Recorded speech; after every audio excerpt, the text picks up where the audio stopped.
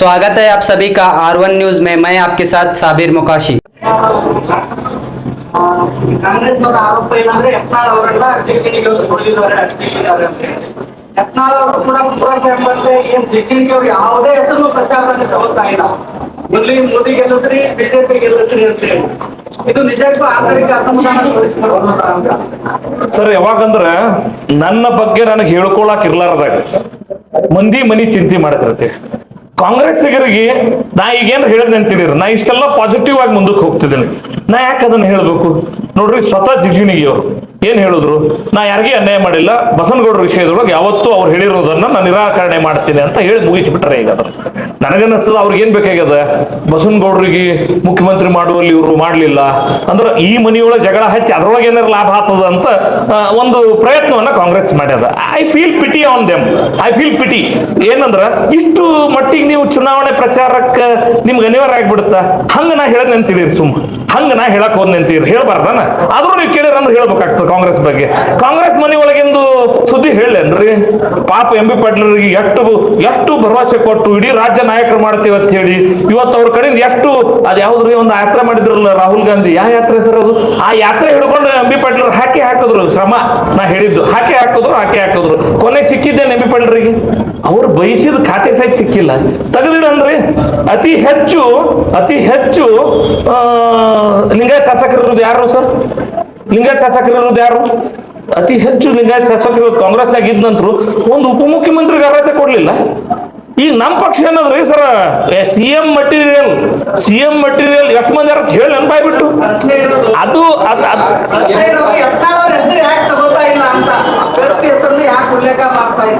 Sir, ಯತ್ನಾಳ್ರು ನಾ ಇದ್ದಾಗೆ ಅಭ್ಯರ್ಥಿ ಹೆಸರು ಉಲ್ಲೇಖ ಮಾಡ್ರ, ಅಭ್ಯರ್ಥಿ ಅವ್ರು ನಕ್ಕೋತಿದ್ದು ಫೋಟೋ ಕೊಡ್ತೀನಿ 100%. ಇಬ್ರು ನಕ್ಕೋತ್ ಒಂದೇ ಕಾಡ್ ಹಾಕೋತ್ ಮಾತಾಡಿದ್ರು ನಿಮ್ ಫೋಟೋ ಕೊಡ್ತೀನಿ.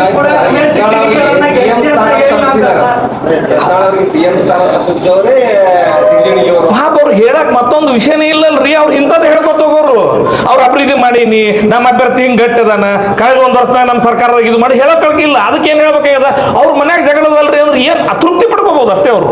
ಆಮೇಲೆ ಯತ್ನಾಳ್ ಕೂಡ ಒಂದು ಮಾತಾಡಿದ್ರು, ಏನು ಯಾರ ಮುಖ ನೋಡಕ್ ಹೋಗ್ಬೇಡ್ರಿ, ಮೋದಿ ಅವ್ರ ಮುಖ ಅಷ್ಟೇ ನೋಡ್ರಿ ಅಂದ್ರ ಅವ್ರು ಹೇಳಿದ್ದೇನಂದ್ರ ಇವ್ರ ಏನ್ ಹೇಳ್ಕೋತ ಬಂದಾರಲ್ಲ ಅವ್ರ ಮಾರಿ ಏನ್ ನೋಡಕ್ ಹೋಗ್ಬೇಡ್ರಿ, ಮೋದಿ ಅವ್ರ ಮಾರಿ ನೋಡ್ರಿ ಅಂತ ಹೇಳ್ಯಾರ. ಹೇಳಕ್ ಬಂದವ್ರ ಮುಖ ನೋಡ್ಬೇಡ ಅಂದಾರ, ನೀವ್ ಯಾಕೆ ತಪ್ಪಿಕೋತೀರಿ? ಅದಲ್ಲ, ಹೇಳಕ್ ಬಂದವರು ಕಪ್ಪು ಮಾರಿ ಅವ್ರವ್ರು ಕೆಟ್ಟ ಹೇಳ್ಕೊತ ಹೊಂಟ್ರ, ಅವ್ರ ಮಾರಿ ನೋಡ್ಬೇಡ ಮರ, ಮೋದಿ ಮಾರಿ ನೋಡು ಅಂತ ಹೇಳ್ಯಾರ. ಹೇಳಕ್ ಬಂದವ್ರ ಮಾರಿ ಕಪ್ ಹೋದಿಲ್ರಿ, ಬೇರೆಯವ್ರ ಬಗ್ಗೆ ಕೆಟ್ಟ ಹೇಳೋರು ಯಾರು? ಬೇರೆಯವ್ರ ಬಗ್ಗೆ ನೆಗೆಟಿವ್ ಮಾತಾಡೋರು ಮಾರಿ ಕಪ್ ಇರ್ತದ, ಅವನೇನ್ ನೋಡ್ತೀರಿ ಅಂದ್ರೆ ಮಸಿ ಹತ್ತಿದವಂಗ ಮತ್ತೊಬ್ಬರ ಬಗ್ಗೆ ಅಪಪ್ರಚಾರದೊಳಗೆ ಇಂಟ್ರೆಸ್ಟೆಡ್ ಅರ, ಅವ್ನು ಮಾರಿ ನೋಡ್ಬೇಡ್ರಿ, ಮೋದಿ ಮಾರಿ ನೋಡ್ರಿ ಅಂತ ಅವ್ರು ಹೇಳ್ಯಾರ. ನೀವು ಯಾಕೆ ರಾಂಗ್ ಇಂಟರ್ಪ್ರಿಟೇಷನ್ ಮಾಡ್ತೀರಿ ಸರ್? ಯತ್ನಾಳ್ ಅವರು ಈಗಾಗ್ಲೇ ಈ ಜಿಲ್ಲೆ ಒಳಗೆ 10 ಸಭೆಗಳು ರೋಡ್ ಶೋ ಮಾಡಿ ಈ ಜಿಲ್ಲೆಯ ರಮೇಶ್ ಜಿಗಜಿಣಗಿ ಅವರ ಗೆಲುವು, ಭಾರತೀಯ ಜನತಾ ಪಾರ್ಟಿಯ ಗೆಲುವಿಗೆ ಟಾಂಕಟ್ ನಿಂತಾರ. ಸುಮ್ಮನೆ ಯತ್ನಾಳ್ ಅವ್ರ ಬಗ್ಗೆ ಅಪಪ್ರಚಾರ ಮಾಡೋರು, ಯತ್ನಾಳ್ ಅವ್ರ ಬಗ್ಗೆ ಕೆಟ್ಟ ವಿಚಾರ ಇಟ್ಕೊಂಡ್ರೆ ಮಾತ್ರ ಇಂಥದ್ದು ಎಬ್ಬಿಸ್ಲಾಕ್ ಸಾಧ್ಯ. ಇದು ಒಳ್ಳೆ ಭಾವನೆ ಇದ್ದವ್ರು ಇಂಥವು ಮಾಡಲ್ಲ.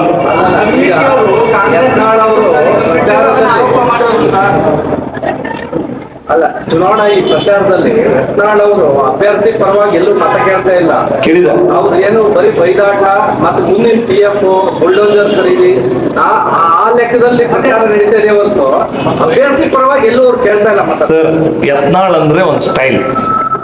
ಯತ್ನಾಳ್ ಅವ್ರದೇ ಆಗಿರುವಂತ ವಿಭಿನ್ನ ಶೈಲಿ ಇದೆ ಅಂತ ಹೇಳಿ ಅವ್ರ ಜನಪ್ರಿಯರದ. ಯತ್ನಾಳ್ ಅವ್ರು ಏನ್ ಮಾಡೋದ್ರು ಅವ್ರ ಶೈಲಿಯಲ್ಲೇ ಮಾಡ್ತಾರೆ. ಜನ ಏನ್ ನಿರೀಕ್ಷೆ ಮಾಡ್ತಾರೆ, ಯತ್ನಾಳ್ ಅವ್ರು ಅದನ್ನ ಮಾಡ್ಕೋತ ಹೋಗಿದ್ರು ಅಂದ್ರೆ ಅವ್ರು ಈ ರಾಜ್ಯ ನಾಯಕರಾಗಿ, ನಮ್ಮ ಸ್ಟಾರ್ ಪ್ರಚಾರಕರಾಗಿ ಇಷ್ಟೆಲ್ಲಾ ಕಡೆ ಡಿಮಾಂಡ್, ನಮಗ್ ಕೊಡ್ರಿ ನಿಮಗ್ ಕೊಡ್ರಿ ಅಂತ ಇಷ್ಟ ಆಗ್ತಿತ್ತು. ಯತ್ನಾಳ್ ಅವರು ಅವ್ರದೇ ಆಗಿರುವಂತ ಒಂದು ಸ್ಟೈಲಿಗೆ ಅವ್ರು ಜನಪ್ರಿಯರಾಗ್ಯಾರ. ಅವ್ರು ಅದೇ ಸ್ಟೈಲ್ನಾಗೆ ಮಾತಾಡ್ಬೇಕು, ಅದು ಜನ ಅದನ್ನೇ ಒಪ್ಕೋತಾರೆ. ಈಗ ಬೇರೆಯವ್ರು ನಿರೀಕ್ಷೆ ಮಾಡಿರೋ ಸ್ಟೈಲ್ನಾಗ ನಾ ಮಾತಾಡ್ಕೋತ ಅಂದ್ರೆ ಅದ್ ಹೆಂಗ್ ನಡೀತದ್ರಿ? ಯತ್ನಾಳ್ ಸ್ಟೈಲ್ನಾಗ ಯತ್ನಾಳ್ ಮತಯಾಚನೆ ಮಾಡ್ತಾರೆ. 100% ಜಿಗಜಿಣಗಿ ಅವ್ರ ಪರವಾಗಿ ಮಾಡ್ಯಾರ, ಮತ್ತೆ ಮುಂದೂ ಮಾಡ್ತಾರೆ.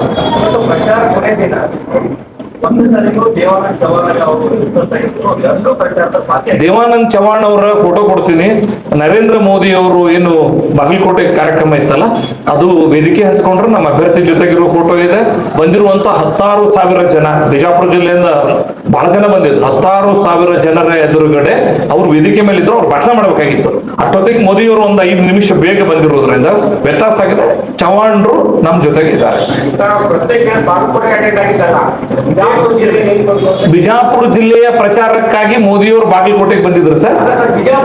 ಎರಡೂ ಸರಿ ಮಾಡಿದ್ದಾರೆ ಸರ್. ನೀವು ಪದಕ ಕೊಟ್ಟಿದ್ದು ಬಂದಿಲ್ಲ, ಜೆಡಿಎಸ್ ಮಾಡ್ತಿದ್ದು ಬಂದಿಲ್ಲ. ಅನ್ನ ಹೇಳಿದ್ರೆ ಒಬ್ಬೊಬ್ರದ್ದು ಒಂದು ಸ್ಟೈಲ್ ಇರ್ತದೆ, ಅವ್ರದೇ ಆದ ಶೈಲಿ ಒಳಗೆ ನಮ್ ಪ್ರಚಾರ ಮಾಡತ್ತಾರ. ಆಮೇಲೆ ಜಿಗಜಿಣಗಿ ಅವರು ವಿಶೇಷ ಸ್ಟೈಲ್ ಐತೆ. ಜಿಗಜಿಣಗಿ ಅವರು ಒಂದು ಮಾಧ್ಯಮಕ್ಕೆ ಒಂದು ಬೈಟ್ ಕೊಟ್ಟಿದ್ದಾರೆ, ಅಲ್ಪಸಂಖ್ಯಾತರ ಜೊತೆ ಬಿಜೆಪಿ ಇಲ್ಲ ಅಂತ. ನನಗದ್ರ ಮಾಹಿತಿ ಇಲ್ಲ. ಮತ್ತ ಅದು ಅವರು ಹಂಗ ಹೇಳಿರ್ಲಿಕ್ಕಿಲ್ಲ, ಆ ವಿಶ್ವಾಸ ಇರ್ಬೋದು. ಆದ್ರೆ ನನಗ್ ಆ ರೀತಿ ಮಾಹಿತಿ ಇಲ್ಲ. ನಾ ಅವ್ರು ಹೇಳಿದಕ್ಕೆ ನಾ ರಿಯಾಕ್ಟ್ ಮಾಡೋದು ಸರಿಯಾಗಲ್ಲ. ಅಕಸ್ಮಾತ್ ಹಂಗೇನಾಗಿದ್ರೆ ಅವ್ರ ಗಮನಕ್ಕೆ ತರ್ತೀವಿ. ಅದು ಏನ್ ಕಟ್ ಅಂಡ್ ಪೇಸ್ಟ್ ಮಾಡ್ಯಾರು, ಏನೇನೋ ಬಂದವಲ್ರಿ ಈಗೆಲ್ಲ ಟೆಕ್ನಾಲಜಿ ಅನ್ಸೋದನ್ರಿ. ಒಟ್ಟು ಜೂನ್ 4ನೇ ತಾರೀಕು ಪಟಾಕಿ ಹಚ್ಚಾರ ಯಾರು? 100ಕ್ಕೆ 100 ಜೂನ್ 4ಕ್ಕೆ ಭಾರತೀಯ ಜನತಾ ಪಾರ್ಟಿಯ ಪರವಾಗಿ ಇಡೀ ದೇಶದೊಳಗ 400ಕ್ಕಿಂತ ಹೆಚ್ಚು ಕ್ಷೇತ್ರದೊಳಗ ಪಟಾಕಿ ಹಚ್ತೇವೆ. ಅದ್ರೊಳಗೆ ಮೊದಲನೇ ಪಟಾಕಿ ಬಿಜಾಪುರ್ನಾಗ ಹಚ್ತೇವೆ, ಜಿಗಣಿ ಮುತ್ತನ್ ಪರವಾಗಿ. ಅಲ್ಲ, ಆಲ್ಗೂರ್ ಅವರ ಒಂದು ಸ್ಟೇಟ್ಮೆಂಟ್ ನಿಮ್ಮಿಂದ ನೀವು ನೋಡಿದಿರಿ. ಆಲ್ಗೂರ್ ಅವರ ಸ್ಟೇಟ್ಮೆಂಟ್ ಅವ್ರು ಕೊಟ್ಟಂತಹ ಒಂದು ಚಾಲೆಂಜಿಗೆ ಜಿಗಣಿ ಸಾಹೇಬರಾಗ್ಲಿ ನಿಮ್ಮ ಬಿಜೆಪಿ ಆಗ್ಲಿ ಒಪ್ಕೊಳ್ಳುತ್ತಾ ಅಥವಾ ಚಾಲೆಂಜ್ ಮಾಡುತ್ತಾ? ಕಾಲವೇ ಉತ್ತರ ಹೇಳುತ್ತೆ. ಕಾಲವೇ ಉತ್ತರ ಹೇಳುತ್ತೆ. ಕೆಲವೊಂದು ಪ್ರಶ್ನೆಗಳಿಗೆ ನಾವು ಮನುಷ್ಯರ ಉತ್ತರ ಹೇಳಿದ್ರೆ ಆಗಲ್ಲ, ಕಾಲವೇ ಉತ್ತರ ಹೇಳುತ್ತೆ. ಅವ್ರು ಆರೋಪ ಮಾಡ್ಯಾರ, ಜನ ಆರೋಪ ಮಾಡಿಲ್ಲ, ಸವಾಲು ಎತ್ತಿದ್ದಾರೆ. ಸವಾಲ್ ಹಾಕಿದ್ದಾರೆ. ಆ ಸವಾಲಿಗೆ ಜನತೆ ಉತ್ತರಿಸುತ್ತಾರೆ. ನೀವೇನು ಉತ್ತರಿಸಲ್ಲ. ದೂದ್ ಕಾ ದೂದ್ ಪಾನಿ ಕಾ ಪಾನಿ. ಜನರು ನಾಳೆ ಪೋಲಿಂಗ್ ಬೂತ್ ಮೂಲಕ ಉತ್ತರ ಕೊಡ್ತಾರೆ. ಸರ್, ಈಗ ಬಿಜೆಪಿ ನಾವು ಸರ್ವೆಗಿಂತ ಹೆಚ್ಚಿಗೆ ಪ್ರಯತ್ನದ ನಂಬಿಕೆ ಇಟ್ಕೊಂಡಿವಿ. ಹಿಂಗಾಗಿ ನಮ್ಮ ಪ್ರಯತ್ನ ನೋಡಿದ್ರೆ ನಮ್ಗೆ ಆತ್ಮವಿಶ್ವಾಸ ಅದ. ಸರ್ವೆ ಯಾರು ಮಾಡಿಸ್ತಾರ ಅಂದ್ರೆ ಡೌಟ್ ಇರೋರು ಮಾಡಿಸ್ತಾರೆ. ನಾವು ಸರ್ವೆ ಮಾಡಲ್ಲ, ನಮ್ಮ ಪ್ರಯತ್ನ. ಸರ್, ಒಟ್ಟಾರೆ ಈಗ ಏನ್ ಹೇಳಿಕೆ ಕೊಟ್ಟು ಈಗ ಇದ್ ಮಾಡಕ್ ಆಗಲ್ಲ ಬಿಡಬೇಕು. ಆದ್ರೆ ಜೆಡಿಎಸ್ ಏನ್ ಪ್ರಕರಣ ಆಯ್ತು ಅದು ಬಿಜೆಪಿಗೆ ಎಫೆಕ್ಟ್ ಆಯ್ತಾ? ಸರ್, ಜೆಡಿಎಸ್ ಪ್ರಕರಣದ ಕುರಿತು ನಾನು ಅದು ಜೆಡಿಎಸ್ ಪ್ರಕರಣ ಅಂತ ಒಪ್ಪಲ್ಲ. ಒಂದೇದು, ಅದೇನೋ ಒಂದು ಈಗಿನ ಮಾಹಿತಿಯ ಪ್ರಕಾರ ಒಂದು ಘಟನೆ ಕೆಟ್ಟದಾಗಿರುವಂತದ್ದು ಬಹಳ ಎಲ್ಲರೂ ಕೂಡ ಯೋಚನೆ ಮಾಡಬೇಕಂತ ಘಟನೆ ನಡೆದಿದೆ. ನಾವೆಲ್ಲ ಮನುಕುಲಕ್ಕೆ ಯೋಚನೆ ಮಾಡಬೇಕಾದ ರೀತಿಯೊಳಗೆ ಇವತ್ತಂತೂ ಸುದ್ದಿ ಇದೆ. ಕಾನೂನು ತಂದೆ ಆಗಿರುವಂತಹ ನೀವು ಗಮನಿಸಿದ್ರಿ ಅಂತ ಭಾವಿಸ್ತೇನೆ. ಎಲ್ಲಾ ಸಂಗತಿಗಳು ಏನೇನ್ ಮಾಡಬೇಕು ಕಾನೂನಾತ್ಮಕವಾಗಿ ಕೆಲಸಗಳು ಮುಂದಕ್ಕೆ ಹೋಗಿದೆ. ನಮ್ಮ ಪಕ್ಷದ ಕಡೆಯಿಂದ ನಮ್ಮ ವರಿಷ್ಠರಾಗಿರುವಂತಹ ಅಮಿತ್ ಶಾ ಅವರು ಈ ರೀತಿಯ ವಿಷಯಗಳಲ್ಲಿ ಯಾವುದೇ ಕಾಂಪ್ರಮೈಸ್ ಇಲ್ಲ ಅಂತ ಅವರು ಹೇಳಿಬಿಟ್ಟಿದ್ದಾರೆ. ಅಂದ್ರೆ ಅಮಿತ್ ಶಾ ಅವರಿಗೆ ಅವರು ಆಲ್ರೆಡಿ ದೇವರಾಜೇಗೌಡ ಅವರು ಒಂದು ಲೆಟರ್ ಬರೆದಿದ್ದಾರೆ, ಇವ್ರಿಗೆ ಟಿಕೆಟ್ ಕೊಡಬೇಡಿ, ಇವ್ರ ಮೇಲೆ ಇಂಥ ಆರೋಪಗಳಿದೆ ಅಂತ ಗೊತ್ತಿದ್ರು ಅಮಿತ್ ಶಾ ಅವರು ಟಿಕೆಟ್ ಕೊಟ್ಟಿದ್ದಾರೆ ಅಂತ. ಸರ್, ನಾನು ನಿಮ್ಗೆ ಒಂದ್ ಸ್ವಲ್ಪ ದಿವ್ಸ ಬಿಡ್ರಿ, ಇದು ಚುನಾವಣೆ ಮುಗಿಲಿ. ಯಾರ್ಯಾರ ಮೇಲೆ ಯಾರ್ಯಾರ ಲೆಟರ್ ಹೆಂಗ್ ಬರ್ದಾರ, ಯಾರ್ಯಾರ್ದು ಏನದ ಚಿಟ್ಟಿ ತೆಗೆದು ಇಡ್ತೀನಿ ಆರೋಪಗಳದ್ದು. ಅಲ್ಲಿಂದ ನೀವು ಒಂದ್ 15 ದಿನ ನಂತರ ಈ ಎಲ್ಲಾ ಘಟನೆಗಳ ಕುರಿತು, ಇವತ್ತು ನಡೀತಿರೋ ಸಂಗತಿಗಳ ಕುರಿತು ನಿಮ್ಗೆ ಅರ್ಥ ಆಗ್ತದೆ. ಬಿಜೆಪಿ ಮುಜುಗರ ಆಗಿದ್ದು ನಿಜ ಈ ಘಟನೆಯಿಂದ. ಅಲ್ರಿ, ಬಿಜೆಪಿಗೆ ಯಾಕೆ ಮುಜುಗರ ಆಗ್ತದ? ಈಗ ನೀವು ಅರ್ಥ ಮಾಡ್ಕೊಳ್ರಿ, ನಾವು ಎಲ್ಲರ ಹಂಗೆ ನಮ್ಮ ಮನಸ್ಸು ಕೂಡ ಏನಪ್ಪ ಇದು ಅನ್ನೋಂಥ ಸಂಗತಿ ಸ್ವಾಭಾವಿಕ ಇರುತ್ತೆ. ಆದ್ರೆ ಅದರ ಅರ್ಥ ಈ ಕಾಂಗ್ರೆಸ್ನವ್ರಿಗೆ ಆಗಿಲ್ಲ ಅಂತ ಹೇಳಿ ನೋಡೋಣ. ಇಷ್ಟೆಲ್ಲ ಘಟನೆ ನಡೆದಲ್ಲ, ಕಾಂಗ್ರೆಸ್ಗೆ ಒಂದು ನಮ್ನಿ ಅನ್ಸಿಲ್ಲ. ನಾವು ನಮ್ಮ ಆಡಳಿತದ ಸರ್ಕಾರದ ಇದ್ದಲ್ಲಿ ಅಥವಾ ನಮ್ಮ ಹಿಂದಿನ ಅಲಯನ್ಸ್ ನಡೆದಾಗ ಇದೆಲ್ಲ ನಡೆದವ್ರಿಗೆ ಆಗಿಲ್ಲ ಅಂತ ಹೇಳಿ ಕಾಂಗ್ರೆಸ್ನವ್ರು ನೋಡೋಣ್ರಿ. ಯಾರೇ ಮನುಷ್ಯ ಹೃದಯ ಇದ್ದವ್ರಿಗೆ ಏನಪ್ಪಾ ಹಿಂಗ್ ಘಟನೆ ಆಗ್ಯದ ಅಂತ ಹೇಳಕತ್ತಾರ, ಸತ್ಯ ಯಾವ್ದೋ ಸುಳ್ಳು ಯಾವ್ದೋ ಬೇರೆ ವಿಷಯ. ಆದ್ರೆ ಹಿಂಗ್ ಘಟನೆ ನಡೆದ ಅಂತ ಹೇಳ್ತಾರಲ್ಲ, ಮನಸ್ಸು ಸ್ವಲ್ಪ ಅನಿಸ್ತದೆ, ಸಂಕಟ ಅನಿಸ್ತದೆ. ಹಂಗ ಕಾಂಗ್ರೆಸ್ಸಿಗೂ ಸಂಕಟ ಆಗ್ಬೇಕು, ಬಿಜೆಪಿಗೂ ಸಂಕಟ ಆಗ್ಬೇಕು, ಜೆಡಿಎಸ್ಗೂ ಸಂಕಟ ಆಗ್ಬೇಕು. ಇಂಥದ್ದು ವಿಷಯಗಳಲ್ಲಿ ಇದು ಬಹಳ ಸ್ಪಷ್ಟ ಅದು.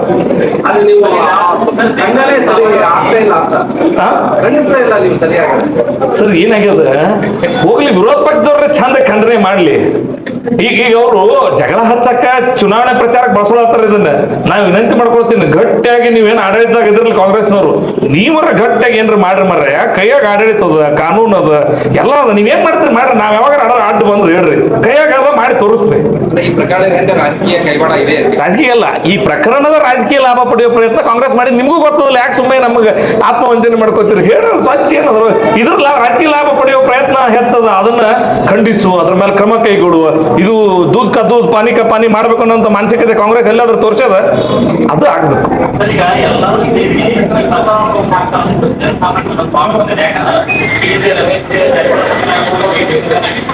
ಯಾವುದೇ ರಾಷ್ಟ್ರದಲ್ಲಿ